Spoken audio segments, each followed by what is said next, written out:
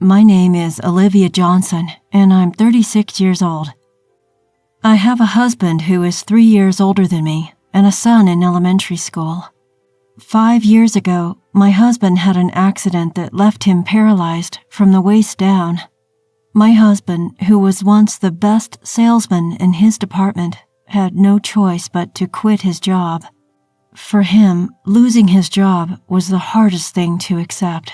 To escape from reality, my husband started lashing out at my son and me over trivial things.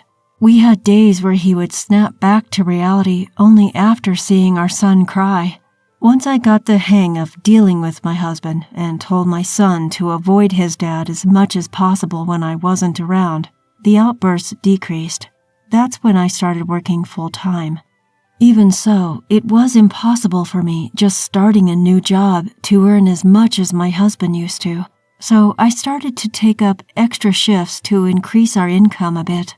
While it left me no time to rest, I worked relentlessly, thinking it was for the sake of my family. Perhaps because of that, I failed to notice the changes in myself. I only realized it when a friend from high school whom I hadn't seen in a long time pointed it out. Looking at me, she said, "You've changed a lot." I could tell from her expression that it wasn't meant as a compliment. We've always been honest with each other. Even so, she seemed at a loss for words. I was curious, so I asked her, "Have I changed that much?" "Don't worry, I won't get mad. Just tell me honestly." Upon hearing my request, she spoke without hesitation. "Okay, if you say so. You've changed so much. It's like you're a different person. You look extremely tired, and your plain style and makeup are something the old Olivia would never wear. You look like you've aged by at least 10 years. Even though I'd asked for honesty, her words hit me pretty hard. But I couldn't deny it. I'm definitely not the person I used to be.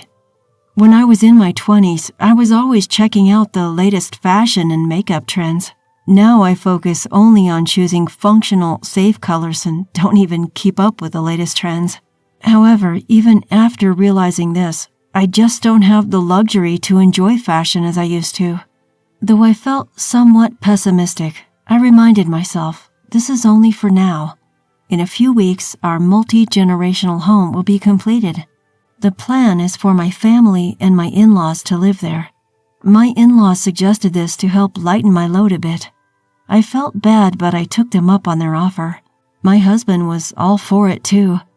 Ever since we decided on the multi-generational home, my husband's been in high spirits. He, who is usually quiet and hard to read, has been starting conversations with me and our son more often lately. Our son, not used to his dad talking to him, seems confused but also a bit happy. At one point, my husband would yell at our son for unreasonable reasons. Because of that, our son became overly sensitive to his dad's mood. I had been struggling to find a way to improve the relationship between my son and my husband, hoping that living in a duplex might be a good start. But when our long-awaited duplex was finally completed, my husband told me that he had something to discuss. He mentioned that my mother-in-law would also be present, and I had a bad feeling about this. Despite my apprehension, my husband began to speak with a smile on his face. "I can finally tell you, Olivia. I was advised to keep silent until the duplex was finished, but I've been looking forward to this day." I was puzzled, not quite grasping what he was trying to convey. Then, with a casual tone, as if he were talking about today's weather, he said, "Olivia, let's get a divorce, and from now on, let's lead separate lives." It took me a few minutes to comprehend my husband's words. However, it seemed he took my silence as an agreement and triumphantly spread a divorce paper on the table. The document looked legitimate, with signatures from both him and my in-laws. Unable to accept the reality, I looked up, thinking it might be some kind of distasteful prank. But my husband's expression instantly crumbled that thought. I felt a determined resolve in his eyes, a promise to absolutely divorce me. I instinctively turned to my mother-in-law for support, but with an unreadable expression, she simply said, "Sign the paper." I felt betrayed. I thought things were going well with both my husband and my mother-in-law, but perhaps it was only me. Tears welled up as I bit my lower lip and looked down. Meanwhile, my husband continued to speak. "You can take our son, Olivia. He would be happier. Besides, with my health condition, it's impossible for me to take care of him." I cut him off. "Hold on. I never agreed on getting a divorce. You never said anything about this. You can't just decide all this on your own." I voiced my displeasure during the brief silence. "First off, what do you plan to do without me? Do you realize how much I've supported you?" As soon as my husband heard these words, his expression changed. His face turned red and he glared at me, yelling, "That's what I can't stand about you. Your self-righteous way of talking. I didn't choose to be like this, yet you always look worn out, acting as if you're the only one suffering. I felt blamed every time. I'm fed up with you and your victim complex." I lost my words hearing the true feelings of my husband. I couldn't hold back my tears anymore. Seeing me crying, my husband looked annoyed and said, "See, you always play the victim, right, Mom? You'd agree that a wife like her who can't even respect her husband isn't suitable for me, right? Don't worry, my new partner is young and beautiful, and I'm sure you'll like her." His words hit me like a punch to the gut. I finally understood the real reason why my husband wanted a divorce. He was having an affair, and he was trying to get rid of me, the obstacle to be with his mistress. I never thought my husband would cheat on me. Not because of his personality, but because I thought there was no chance for him to meet someone else. But I was wrong. He told me how he met his mistress. He met his lover online, and through texting each other every day, they developed feelings and fell in love. Because I only use my phone for minimal communication, learning about this whole online dating thing was bewildering. Looking back, my husband had been glued to his phone recently. Moreover, my husband, engrossed in his phone, seemed to be in an exceptionally good mood.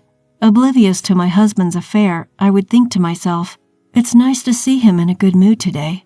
Yet for all I know, he may have been secretly inviting that woman over to our place when I wasn't around.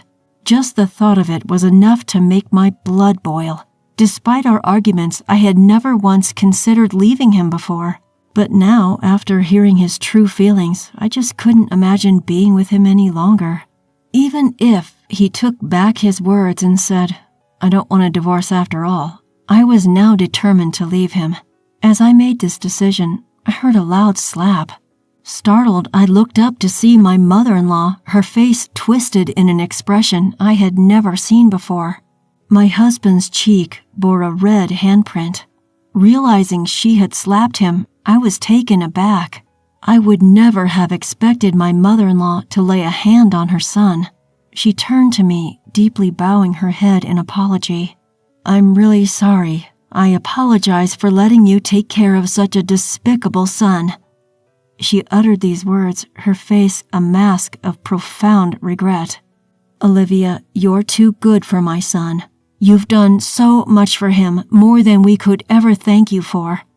My husband and I were looking forward to living with you two, but it seems you'll be better off without our son.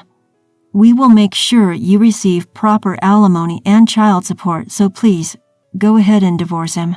My husband, his face beet red, tried to retort, but a glare from his mother shut him up.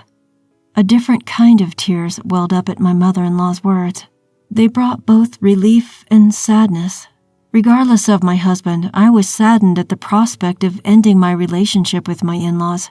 Encouraged by my mother-in-law, I filled out the divorce papers. And just like that, my husband and I became strangers. After parting with my husband, I returned to my parents' house with my son. My parents said it was fine to stay with them until things settled down, so I decided to take them up on their offer. I planned to continue working as before, but discussed reducing my workload with my boss. I was considering changing jobs if needed, but my boss agreed to accommodate me without hesitation. To be honest, it took me by surprise. Apparently, my boss had been worried about my excessive workload for a while now. With a wry smile, he said, "I was actually worried you might collapse one day, but knowing your situation at home, I didn't say anything." Feeling guilty, I bowed my head and apologized to my boss for causing him concern. He quickly shook his head, saying, No, it's just me worrying too much. But thinking about it, it's good that you left your ex-husband," and laughed. His words brought a smile to my face, and I nodded in agreement. I also told my coworkers about my divorce. I thought it would be better to let everyone know since I was reducing my workload. I was anxious about their reaction, but when I honestly told them the reason for my divorce, they threw a party for me. I was taken aback by this, but it was a relief that the atmosphere didn't become serious. Although I had awful luck with men, I had the best colleagues at my workplace. By the time all the paperwork had settled, I took our son and left my parents' home. We chose a small apartment as our new home. It was a far cry from the spacious house we were supposed to be living in, but our son didn't show any discontent. Perhaps because he no longer had to worry about his father, he became more vocal about his opinions and his demeanor brightened. It was a change that made me truly appreciate our separation from my ex-husband. The effects of the separation were apparent in me too. By the time I'd finished unpacking after the move, a friend came to visit and celebrate our new home. The last time we met, she was concerned of my well-being, but when she saw me today, she laughed and said that I looked younger than ever. I couldn't help but laugh along. Everything started going smoothly, almost comically so, after the divorce. I suppose my old self was under so much stress, physically and mentally.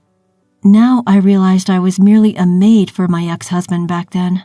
I still can't forgive my ex-husband, and I don't want to see him, but I do meet my in-laws once a month now. A while ago, my son got a fever, but I absolutely couldn't take a day off of work that day. And to make matters worse, my parents weren't available either. Out of desperation, I reached out to my in-laws. They immediately came over to take care of my son. We used to barely communicate due to the situation with my ex-husband, but since that day, we make sure to meet at least once a month. They thanked me for letting them see their grandson, but I was grateful that they still loved my son. Even after the divorce, my son occasionally mentioned his grandparents. He never said he wanted to see them, perhaps out of consideration for me, but he did ask how they were doing. After all, they were his beloved grandparents. To be honest, I didn't want to take his grandparents away from him, so it was a relief to know they wanted to see him too. By the way, my son never once mentioned my ex-husband. Even my in-laws knew that we didn't want to see him. However, my ex-husband had a different idea. I was utterly surprised when I heard from my mother-in-law that my ex-husband was considering getting back with us. I thought that things were going well with his mistress. According to my mother-in-law, the mistress moved in shortly after we left. It seemed like they had it all planned out. The mistress was delighted to see the new house and moved in without even getting permission from my in-laws. They were taken aback, but decided to act as if my ex-husband and his new partner didn't exist. At first, the mistress seemed pleased with the minimal interaction with my in-laws, but soon she started showing signs of discontent. Apparently, she thought that my in-laws would be helping with the household chores.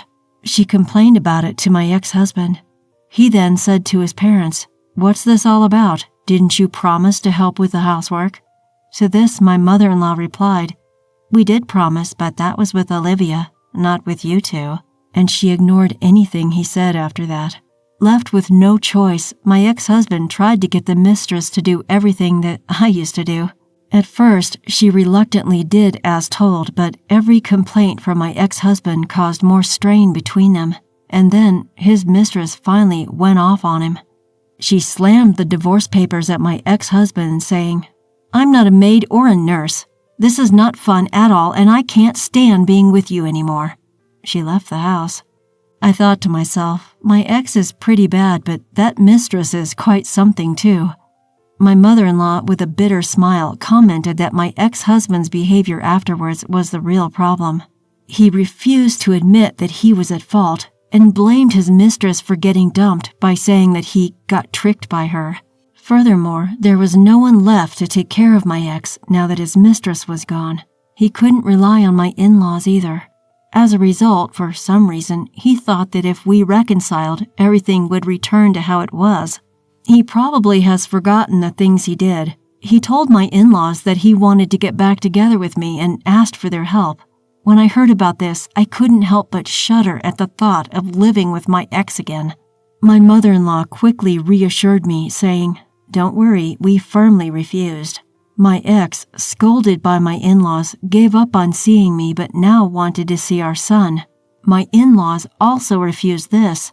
Finally, my in-laws told my ex that if he caused any more trouble to me or our son, they would sever family ties and kick him out.